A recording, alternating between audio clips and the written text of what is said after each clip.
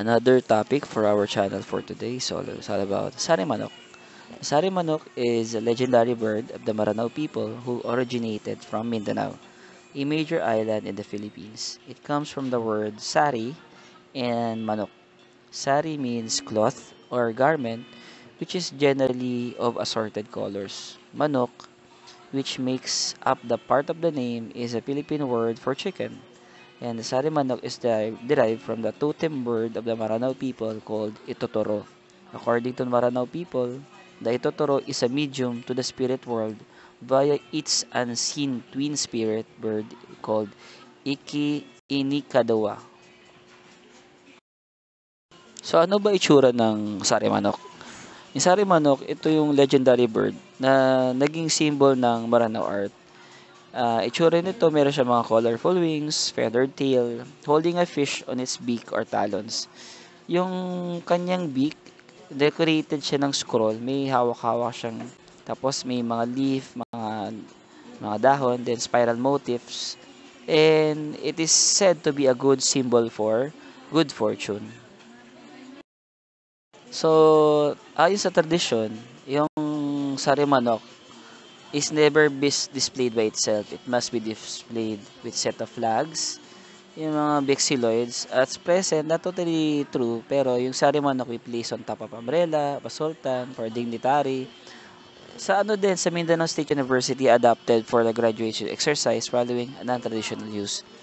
Sa Philippine National Artist for Visual Arts, Abdul Mari as Asia Imaw uses sari manok as motif for his artworks and helped popularize the creature. Yung seal ng Far Eastern University, yung FEU coat of arms, sari manok motif din yun. Then, yung consist of 8-pointed golden star represents 8 main disciplines of FEU. Sari manok is a legendary bird full of color that project nationalistic spirit upon the university is founded.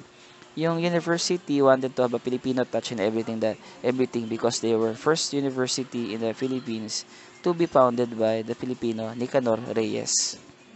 Sa Philippine television naman, yung ABS naman used Sari Manok as their station ID in 1993, served as the network's mascot from 1993 until 2000.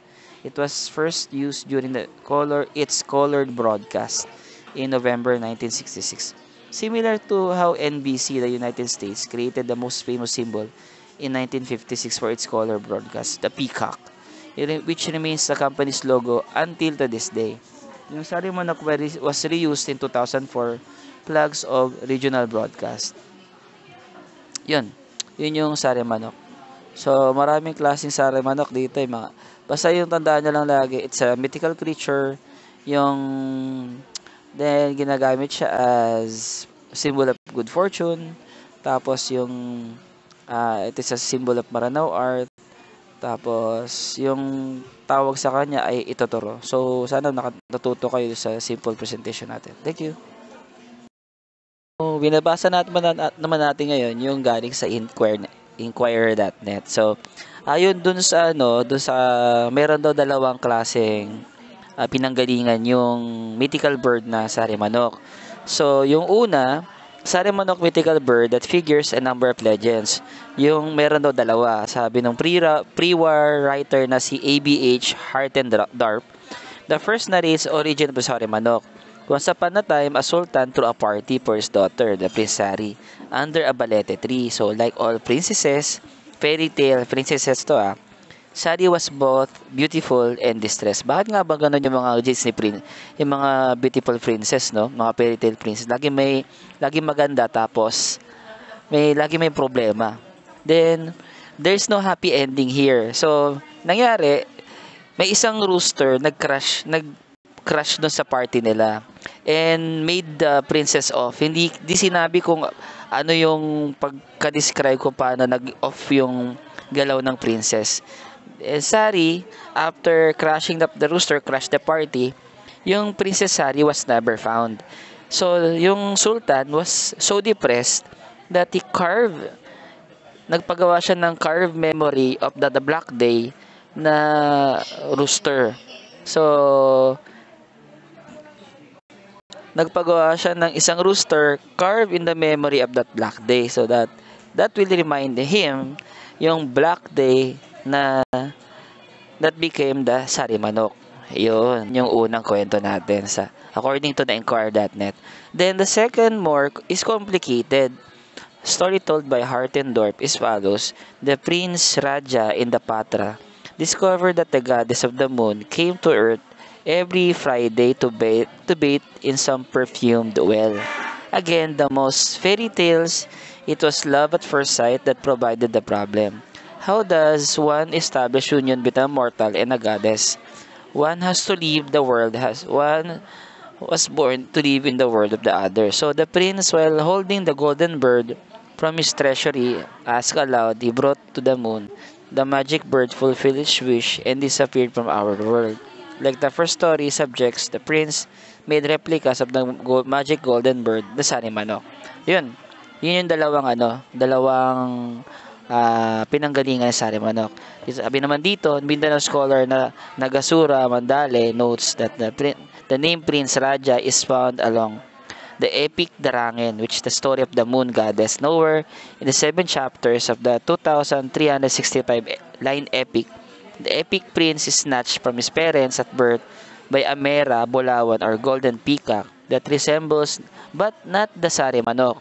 Yun nga lang no, kasi peacock yung nakalagay hindi Sarimanok talaga. The prince is not taken to the moon either but the region above the clouds. Oddly enough, the Darangin is cited by Daniel Villanueva for the story of Bantugan, whose soul is trapped in a battle. His brother goes up to heaven, releases the Bantugan, and on their way back to earth, they take with them a Sarimanok. The capture of the Sarimanok, according to Mandale, is nowhere in the Darangin. The epic states that the golden peacock was brought the news to earth regarding Bantugan's imprisonment. So hindi talaga siya Sarimanok, kundi peacock. Yung naman, yung sabi rito yung it was taken, hindi rin Sarimanok, kundi peacock pa rin talaga. So yun, over time, the Sarimanok stories is embellished and changed with each retelling. So, kada pagkukwento, nababago. So, moving away from the original, kumbaga parang iba na yung kwento habang tumatagal.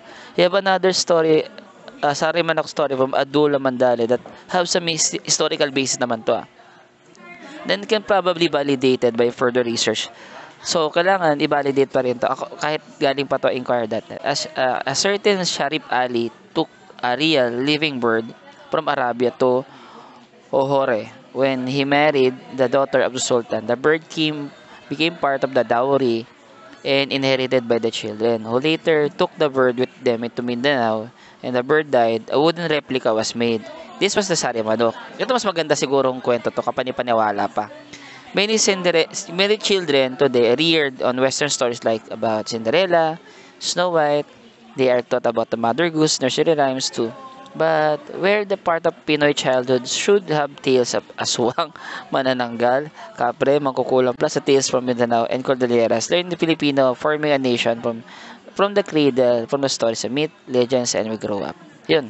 Sana may napulot kayo kahit konti sa konting nabasa natin, tsaka na ipaliwanag natin about Sarimanok. Pag may tanong kayo, message lang kayo, comment from the comment box. Thank you.